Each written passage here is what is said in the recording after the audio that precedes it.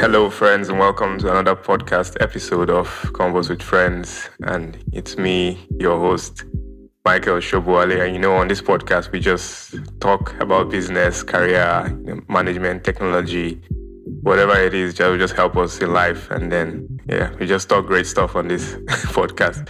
And then today with me, I've got a special guest. I've got Ibrahim Isaac, is CEO of Frontdreams. And maybe I should allow Ibrahim introduce himself. So, Ibrahim, can you introduce yourself? Yeah.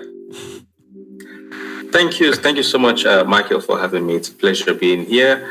I'm Ibrahim, and I'm the CEO and founder of Frontdreams Web Solutions Limited.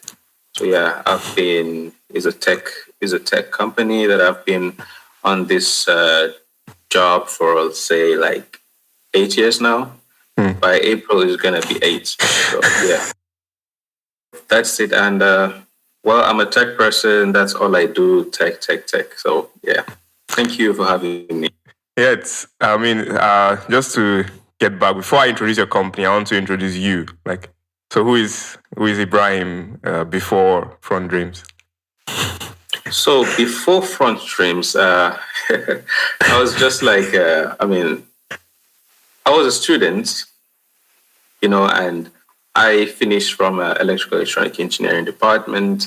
And you see, this particular, major of mine is something that you have to be hands-on to be able to, earn, and requires a lot of hardware stuffs, and which I had a background in, and I wanted to get into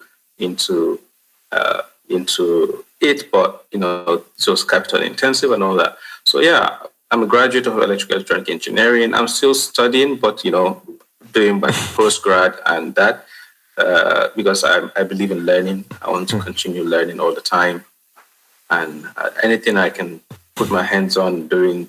In tech, I want to get into that. So that's who I was. I was just a tech enthusiast at that point. But even at that period, I was always getting my hands on tech, doing blogs. I used some of the first blog platforms available, Blogger. I used it during the time of, Linda Ikeji. I remember my blog was better than Linda Ikeji's blog, trust me. When I saw Linda Ikeji's blog that time, I was so shocked as to why she was getting a lot of traffic. But I get it. It was gossip news. So everybody was going there.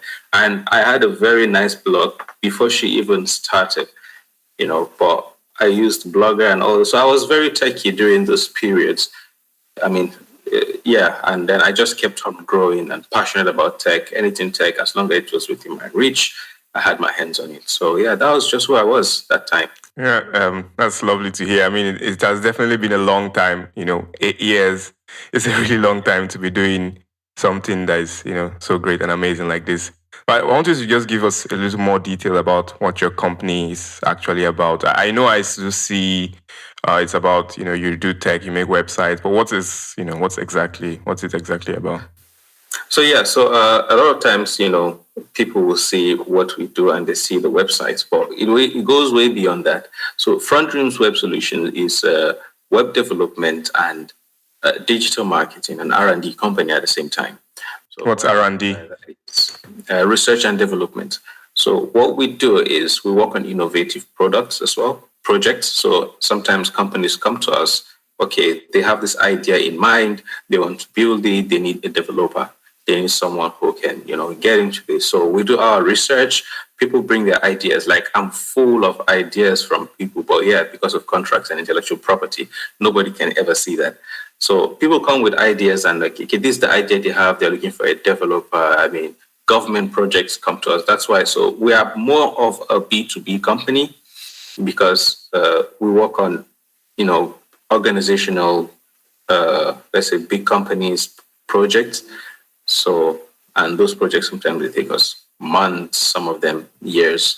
But we're able to deliver. So we help people in web development, and then we help businesses grow. That's why I say business is B2B. When it comes to the web development, most of the time it doesn't function by itself. Websites is a means to an end. So we help companies grow by helping them put up a website that is like their online office. Then we'll help them with CRM, we'll help them with automation, we'll help them with digital transformation in general. The whole idea is to help them to be able to make more sales and grow their company. So that is what we do. That's nice and amazing to see how you're able to pull all of these together. I did see on your website you had a database by one of a Nigerian database or something. How is that possible? Like I don't think Nigeria approached you to say we want you, or how did that happen? Because we know that Nigerians don't keep database, especially imagine with the new election. There was a portal, a server, and it wasn't functional. So how was Nigeria able to pull this through? Well, it was not just Nigeria. It was a British Council project. So it was I believe you're talking about the Nigerian Sexual Offender Database. So this database was a project that was needed by NAPTIP, and NAPTIP, the project was funded by EU and, I think pushed by the British Council. So the British Council was able to follow through everything. And amongst several other, candidates for this contract, I was able to get this contract because I had like very good references from Cambridge. I had done a work for them on Uganda, something similar. So it really put me apart. And even though people wanted to sideline my application, but when the foreign officials got involved, they saw my references. I stood out among almost all of them in Nigeria, and I got this contract. And we've been hosting and managing the contract. We built the whole thing, the server and the database, and it's very functional today. It's one of the things that I really want to do to set myself apart from several other organizations that they start something and then they never get to finish, or they make it and then they don't maintain it. So we're doing well in maintaining the server. It's very functional. The security agencies in Nigeria are using it to upload, it's a criminal database. So they're using to upload criminals, sexual offenders for the world to see. So that if you have your child, for example, and you want to be sure about who is his teacher, you can do a background check. And also if you want to employ somebody, you want to know, who this person is, you can run a background check on the portal and you'll be able to know who you are dealing with. So yes, this is just a few examples of what it does. Well, it's very functional. Yeah. When people talk about like websites, they only think about, the front facing part of it. That's how good it looks. They don't take into consideration what's going on, behind and everything. But just to also ask again, I mean, you're electrical engineering graduate or student, man, you could have just gone into, electrical engineering, start making cars or, something different. But like, why, what made you to go into web development? So, thank you. That's very important. So one of the things is that it's capital intensive. Yeah. So you needed to go work for companies for long. And currently where we are in Cyprus, we don't have a lot of those companies, especially not the type that I wanted. And if I was in Nigeria, I would probably have. But electrical engineering has other sides, more than just there's also the software part, there's also the communications part. And I was under the communications part. That was my specialization. So, and that, will require like a mobile telecommunication company for you to work in. And we don't have much of them here. So I needed to get my hands on something. And I looked at the fact that, okay, this for me to start up something myself will require a lot of capital. And, these days when you're looking for capital, there are a lot of trust issues, people not sure whether you're going to make it. So a lot of people don't give their money to startups like that. It's really hard for startups to find money. So I wanted to prove a point. I just went into the direction of where it didn't need a lot of capital. Of course, with my skills and passion, otherwise I wouldn't be where I am today. So I just decided to work in that direction. And my goal was that, okay, I'm going to start here and then get into the electronic properly. So let me use this as a means to an end. But I started and I found that there's a lot of need, there's a lot of demand, and it never finishes. as I'm doing one, I'm finishing one, another project is coming. And then I say, okay, this is actually a very good thing. So I just kept on expanding. And then at some point, need to make it more valuable, because at first it was just a website. But then I found out that a website is a means to an end. So I now broaden my vision to make sure I meet the main thing, to give people the real value, which is business growth and innovation. Yeah, Yes. I think anytime people try to make websites, they just think, oh, I just want a website so that people will know I'm online. But it's a lot more than that. There's a hidden reason. Exactly. That's why places that don't value websites, it's because they don't really know what it does. So when I tell someone, you know, the cost of a website, say $100, that is for a website that doesn't work. That is just a face. But there's a difference between a website of $100 and a website of $1,000 and that of $10,000, even though those three websites can look the same, but they work differently. So that is where I come in. That is where, because I'm able to give people websites that work and convert visitors to clients. Yeah, that's amazing. So you charge websites for $10,000. That's good to hear.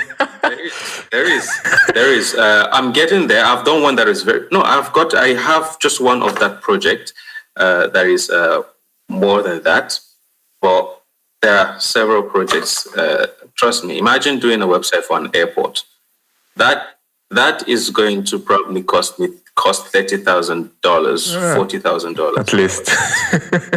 And people pay differently for such things in different countries.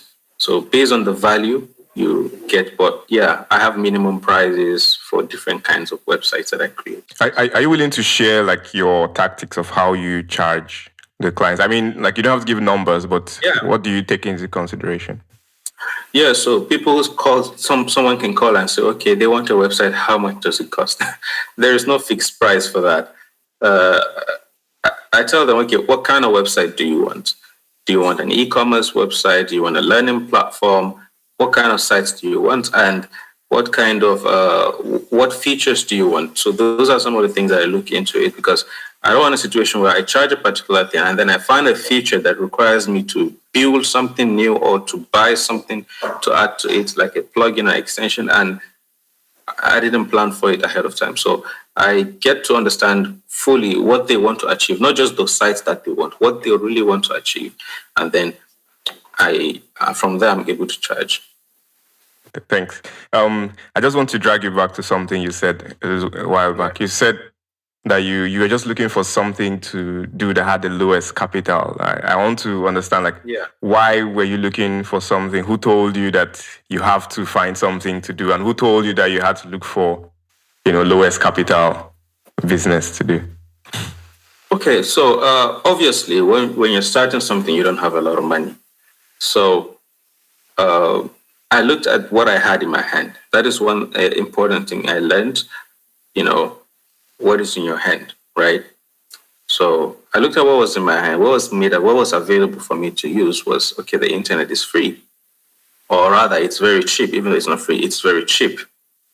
So I had the internet at my disposal. That means I could actually learn anything. I have my computer, I have my electricity. That was the only thing I needed. So those are the things that I needed. And then I just went on, started with my HTML, got into CMS. And mind you, before then I was very good at WordPress. Now, WordPress was not for businesses as of when I started. It was just a blog. So there was Blogger before, there was Blogger, and then Blogger did not go. Blogger belonged to Google. They did not evolve, even though they tried to come up, but WordPress now came and WordPress took over. So I moved from Blogger to WordPress. It was very free. It was free. And then from WordPress, so at that period, when I said, I can build your website using WordPress, people say WordPress is for blogs, but they didn't understand. WordPress now powers 75% of the internet, they say. So I learned I had to transition from just making blogs to making proper websites using that. But it was basically free. And I needed to sell. I tell people it's basically you needed to make money. And people didn't really care how I was doing it, what it takes. People just want the finished product. So I was able to do that with the materials I had, which is the internet, my computer, and my electricity. That was the only thing I needed. So I was able to do that. And yeah, that was it. Yeah, that's good. I also want to also like, can you like tell us the steps that you took to actually start? Because you can just be like, oh yeah, I just started, and nobody's going to understand. So like, what were the steps you took? Okay, so I know I did work at some companies here where I learned Joomla and but then he was just an introduction. I didn't really build something, so I sat down. I did a lot of practice. So when it comes to websites, and one thing I believe is I am gifted with a creative mind.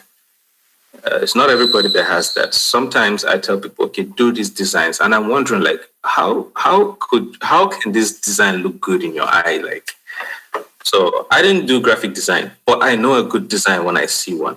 So I just kind of look at some samples on the internet and try to replicate them using whether it's WordPress. No matter, I don't care what design, what platform or language they used. I just started, okay, let me replicate this on CMS, on HTML, CMS, and on WordPress and Joomla, and I was able to do that. And use with lots of free plugins and extensions, I was able to achieve that. And then a lot of practice. So without practice, you need patience. Sometimes some things will not work. Sometimes some clients will require you to do a lot of things, but it was lots and lots and lots of practice. So yeah, so from there I was able to now, look at, okay, what is the next trending thing? Oh, this language. I now learned PHP. I now learned, got myself introduced to Laravel, got myself introduced to other languages, JavaScript and all that. So yeah, so that is, and I'm still learning. Getting into Python very soon and other things. But yeah, but like the main thing I tell people is not just about learning language. You can see some people say, oh, they know how to do JavaScript, they know Python, they know, Angular, all those things, but they don't sell. They're not making money. And I asked you, okay, the market doesn't really care what language you're using. All they need is a finished work. And if I'm able to use what to provide the finished work, I mean, your language, your programming language is useless because it does not translate to value at the end of the day. So until you're able to translate it to value, you're not ready. You're not yet selling. So that's just, I mean, I know I learned those languages. They're very important, but you should be able to translate them to market value. And you should be able to do that at a very, because the client needs it. Sometimes they say, okay, they need it today. I remember there was a government project I had a few years ago, and they needed a site in one day. I just went on Joomla right there and I fixed it. I told them, okay, I was going to get to them. They thought that this is something that was impossible. I was able to get it to them within one day. And that's how I got my, paid, and I got a very good reference from them. Wow. So. I guess that's the thing about most developers and guys in tech. We are always about, okay, I know how to do this, but then we find it difficult to actually sell, go to the market and do all of that. As a CEO, you need to learn that. Yeah. That's good. I want you to, as you were saying something, because it seems like it has always been good times, free contracts and all of that. Can you explain or tell us, share one of the worst events, bad experience that you've had? So some of the, it's not been all rosy, trust me. It's, I've had situations when I got stuck on some projects. You have a project and then you get stuck and you really don't know how to answer the clients. Sometimes clients have paid you and you got stuck. Finding solution was hard.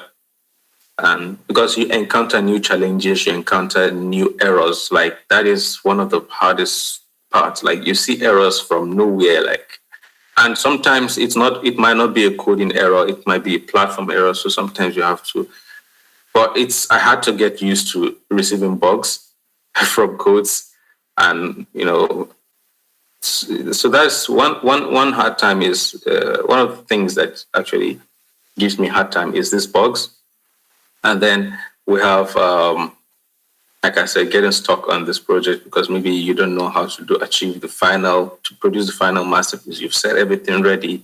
Okay, make the whole thing work, or you see one or two features have not been finalized and it's giving you a lot of hard time and all that. So sometimes because you see a good project, we want the good project. So we just want it. We don't know how to say, I didn't know how to say no at some point.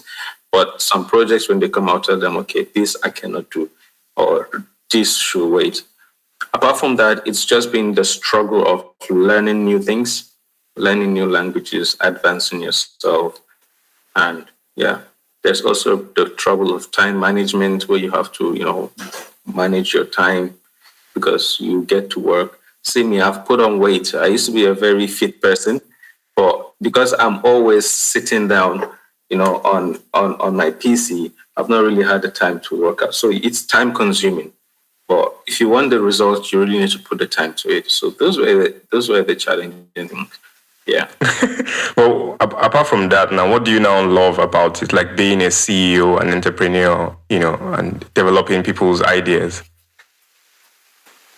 Well, you see, being a CEO, starting something new, it's always a thing of joy, thing of something to be proud about.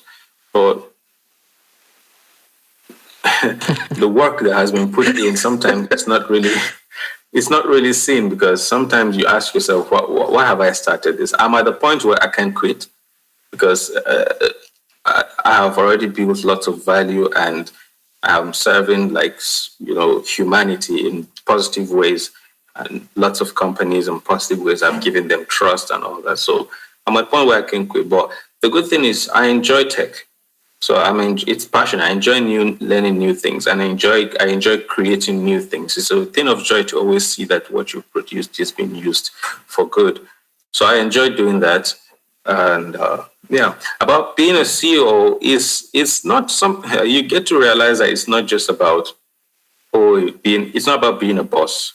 I got to realize this after when I've gotten myself stuck in it because now you have people that are working with you and you are actually responsible. I got to understand that you're actually responsible for their well-being to an extent.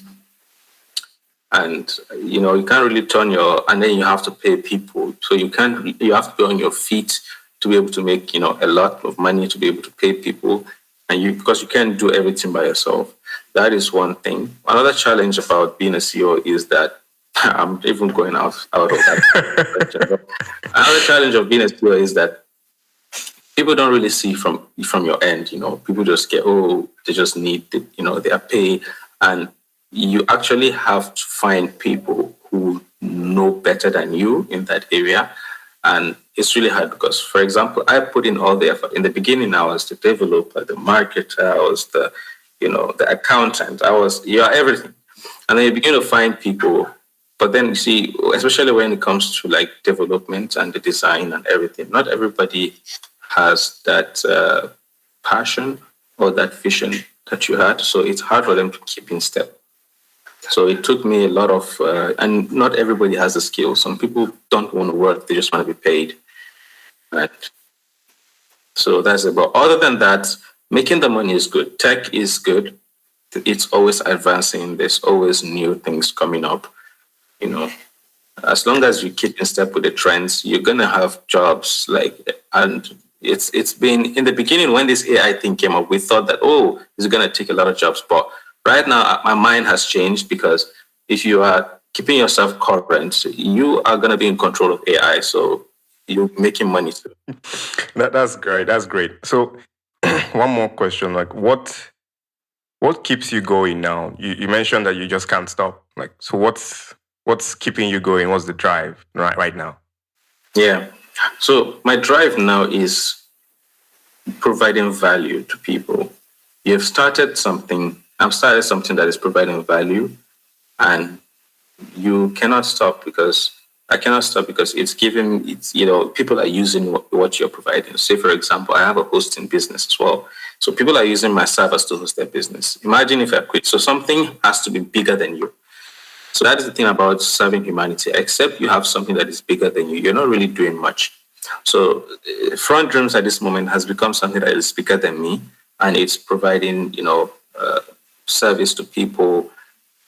I've built innovative projects, and people are, depending on me to maintain them. So if I stop, it means their business stops. At least it gives them, it brings a certain kind of trouble to them, because they might have to move their servers and all that, and they might need to find someone who knows the product like I do and all that. But yeah, so this is something I'm doing to provide service to humanity. For example, we just finished creating um, a document verification system for the government of Congo. At least it's a private organization, but they're intended to. The main goal is to make it work all around Congo, because I also have noticed the trouble that they have been going through from fraudsters uh, being able to like forge documents and use them across different countries, and they have nothing like how we have Nigeria and the scratch cards of WAEC.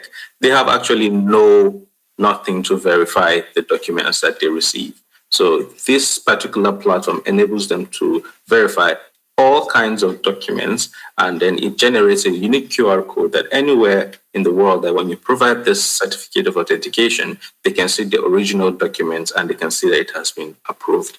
So it's highly secured, and this is going to really serve them well. So yes, that is it so far.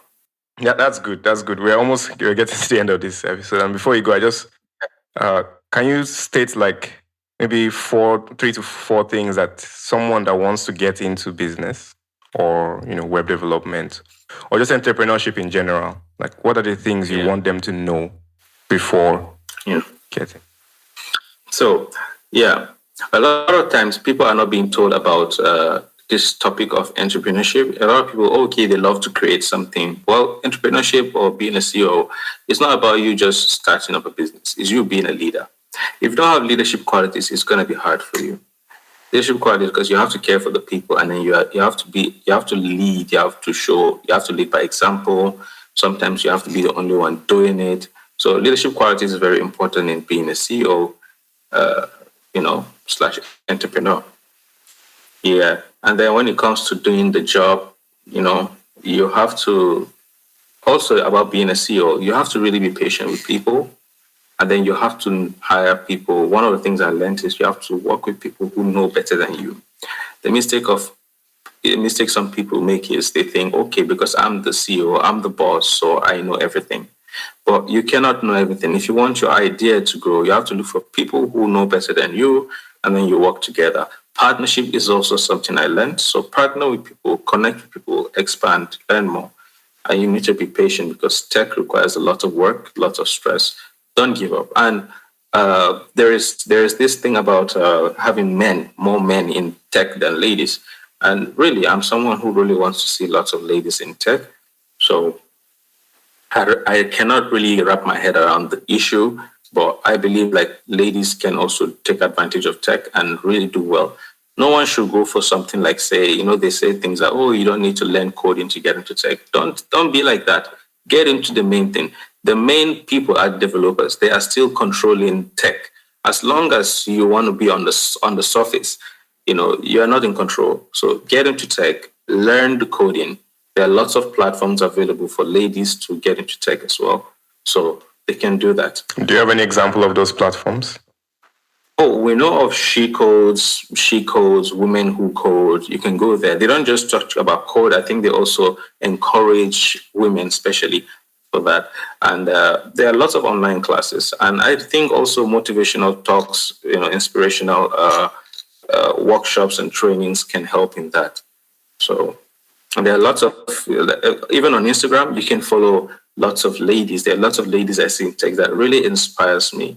So yeah, those people gets me going. So you must find your community actually about tech. If you're not surrounding yourself with people in tech, and you're saying you are a tech person or you want to get into tech, it's going to be hard for you. So you have to surround yourself with people in tech.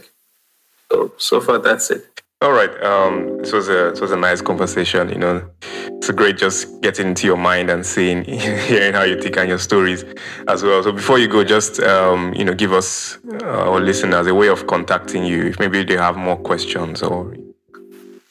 Oh yes. So our account is on. We're on Instagram. Yeah, you can reach us on Front Dreams. This handle is Front Dreams. FRONTDREAMS. You can also reach us via email info@frontdreams.com. We're on Facebook. We're on Twitter. We're on TikTok. So, and our website is frontdreams.com. So from there, you can always be in touch. Our contact numbers are there. Our chat is there, so you can be in touch with any of us. Wow, that's amazing, man. It's so great. I guess I'll see you later, Ibrahim. Bye. Thank you. It's been a pleasure having this session. I'm honored. Thank you.